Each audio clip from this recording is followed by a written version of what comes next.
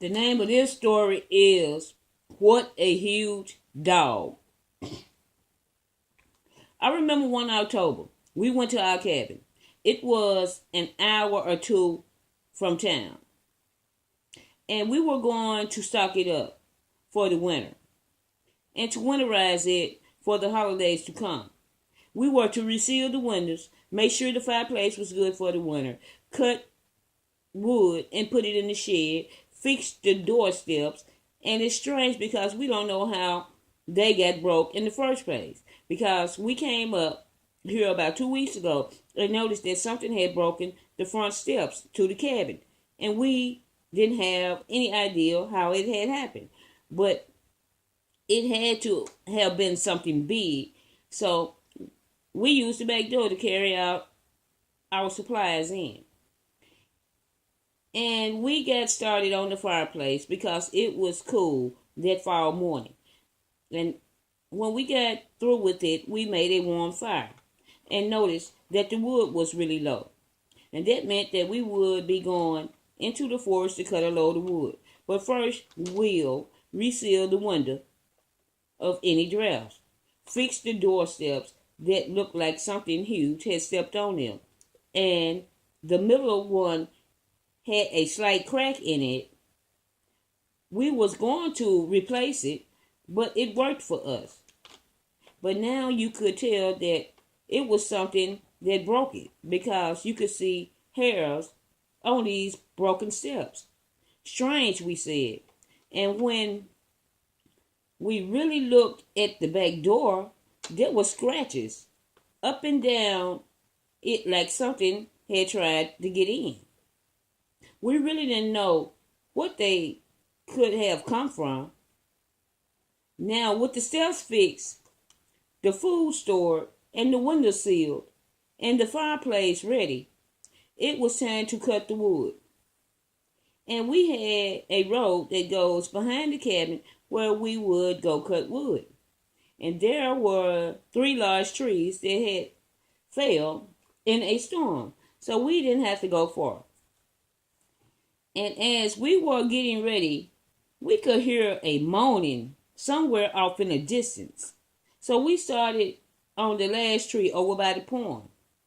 And we could still hear this moaning like something in pain further off in the forest. And then there was a violent growl like something was hunting or just caught its prey.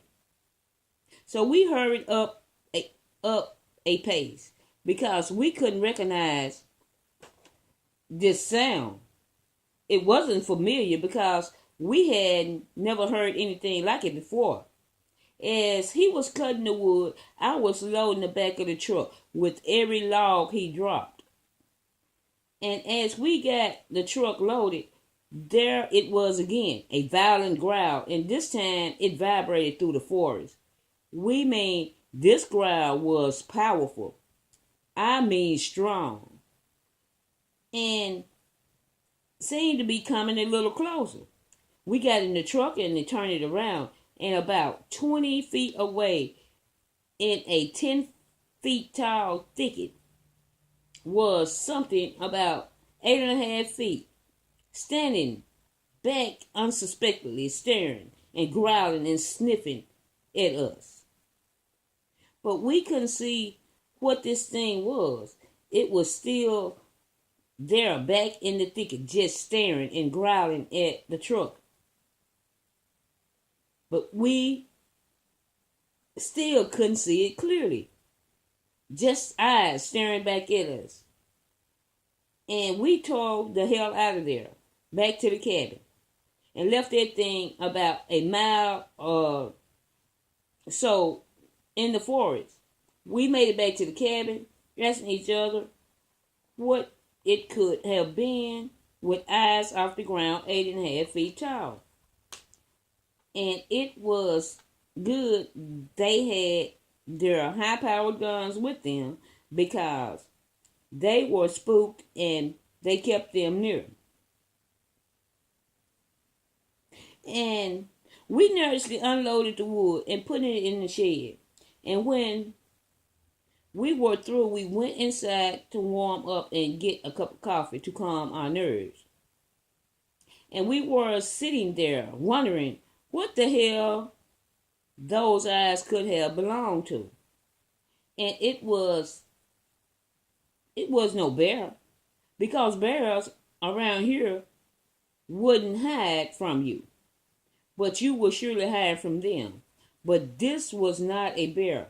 We needed to know what was roaming around out here before the rest of the family come up for the holidays, like every year. Well, the sun was setting, and it had been a long, strange day. And we were tired, so we fixed some dinner and sat down and ate.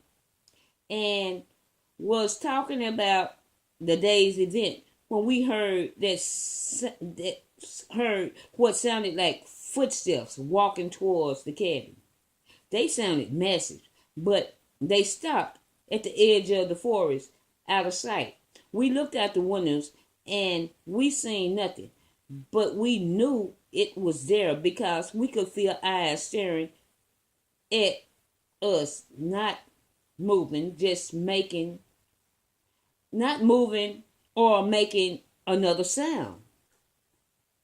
Just staring because now we could see this thing eyes shining in the dark, looking at the cabin, and it was in the shadows, but it stood 8.5 feet tall, and it looked strongly built.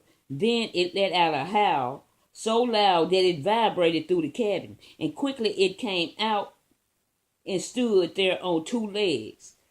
This stature of a 8.5 feet, what looked like a dog, a huge fucking dog. And we had our guns prepared for the ready. Then this creature charged towards the cabin, and it was fast. And we started shooting at this beast. We hit it in the chest area about 4 times. The dog creature let out another growl and was still coming. And we shot it once. We shot it in one of its eyes, and it let out the most horrible howl that you ever imagine.